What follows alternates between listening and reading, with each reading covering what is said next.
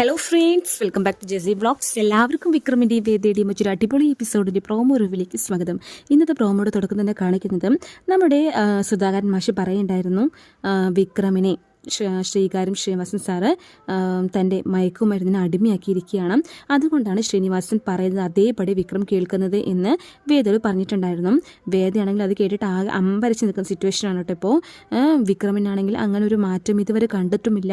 പക്ഷേ വിക്രമാണെങ്കിൽ ബോധമരുന്നിന് അടിമയാണെന്ന് അച്ഛൻ പറയുകയും ചെയ്യുന്നു. എന്താണ് ഇതിൻ്റെ പിന്നിൽ, എന്താണ് സംഭവിച്ചത് ഒന്നും മനസ്സിലാവുന്നില്ല.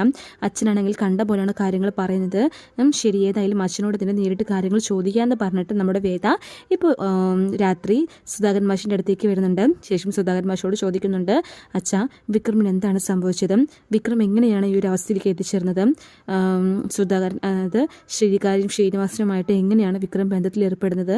ഇതൊക്കെ എനിക്ക് അറിയണം അച്ഛാ, ഒന്ന് പറയുമെന്ന് പറഞ്ഞിട്ട് വേദ സുധാകരൻ മാഷോട് ചോദിക്കുന്നുണ്ട്. അപ്പോൾ ഈ ഒരു ടൈമിൽ നമ്മുടെ സുധാകരൻ മാഷ് പറയുന്നുണ്ട്, മോളെ, അതെല്ലാം സംഭവിച്ചു കഴിഞ്ഞു. ഇനി ഒരിക്കലും അവനെ അതിൽ നിന്ന് വേർപിരിക്കാനോ അതോടൊപ്പം തന്നെ ശ്രീനിവാസൻ സാറിൽ നിന്ന് അകറ്റാനും നമുക്ക് സാധിക്കില്ല. കാരണം അവൻ അത്രയധികം അടിമപ്പെട്ടു പോയി. അതുകൊണ്ടല്ലേ നിന്നോട് ഇന്ന് അവൻ അത്രയും മോശമായിട്ട് ബിഹേവ് ചെയ്തത്. കാണുന്നതൊന്നും സത്യമല്ല, നീ വിശ്വസിക്കണം.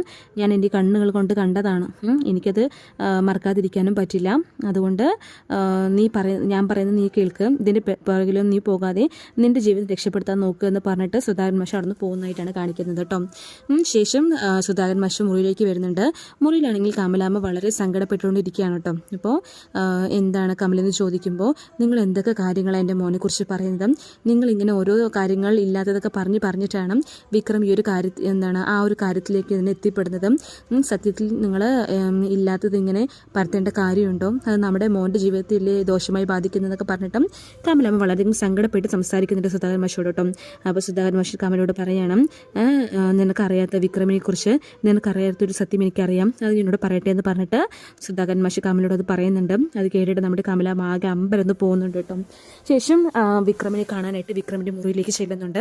വിക്രമിനോട് പറയുന്നുണ്ട്, നീ എന്തിനാണ് ഇന്ന് ഇത്ര അധികം ചൂടായത്? നീ എത്ര പേര് തെറ്റാണ് ചെയ്തതെന്ന് പറയുന്നതൊക്കെ ചോദിക്കുന്നുണ്ട്. അപ്പോഴും നമ്മുടെ വിക്രമം വളരെ ദേഷ്യപ്പെട്ടോട്, അതായത് അമ്മയോട് പറയാണ്, അമ്മേ, അവള് ശ്രീനിസാറോട് സംസാരിക്കുന്ന അമ്മയും കേട്ടതല്ലേ, ഇങ്ങനെ മോശമായിട്ട് സംസാരിക്കാൻ പറ്റുമോ? അദ്ദേഹം എത്ര നല്ല മനുഷ്യൻ നിങ്ങൾക്ക് അറിയില്ല എന്ന് പറഞ്ഞിട്ട് വിക്രം ശ്രീനിവാസ സാറിനെ സപ്പോർട്ട് ചെയ്തുകൊണ്ട് സംസാരിക്കാനായിട്ട് അമ്മയോട്. അപ്പോൾ അത് കേൾക്കുമ്പോൾ കമലാമ്മയ്ക്ക് ദേഷ്യം വരുന്നുണ്ട്. കമലാമ്മ നമ്മുടെ വിക്രമിൻ്റെ ചെവിടത്തേക്ക് നല്ലൊരു അടി കൊടുക്കുന്നുണ്ട് കാരണത്തേക്ക്.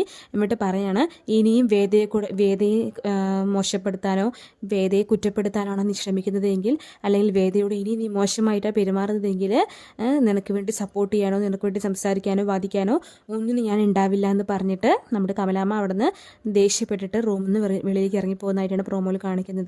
ഈ ഒരു ടൈമിൽ വിക്രം അമ്മയൊന്ന് നിന്നേ, അമ്മയ്ക്ക് പറയാനുള്ളതൊക്കെ പറഞ്ഞു കഴിഞ്ഞെങ്കിൽ എനിക്ക് ചിലത് ചോദിക്കാനുണ്ട്, ഞാൻ ചോദിക്കട്ടെ എന്ന് പറയുന്നുണ്ട് കേട്ടോ. അപ്പോൾ കമലാമ്മ ആകെ അന്തം വിട്ടിട്ട് ഇവിടെ എന്താ ചോദിക്കാൻ പോകുന്നത് എന്ന രീതിയിൽ വിക്രമിനെ കാണിക്കുന്നതോടെയാണ് പ്രോമോ അവസാനിക്കുന്നത്. സോ നമുക്ക് വെയിറ്റ് ചെയ്ത് കാണാം കൂടുതൽ എപ്പിസോഡായിട്ട്. Thanks for watching.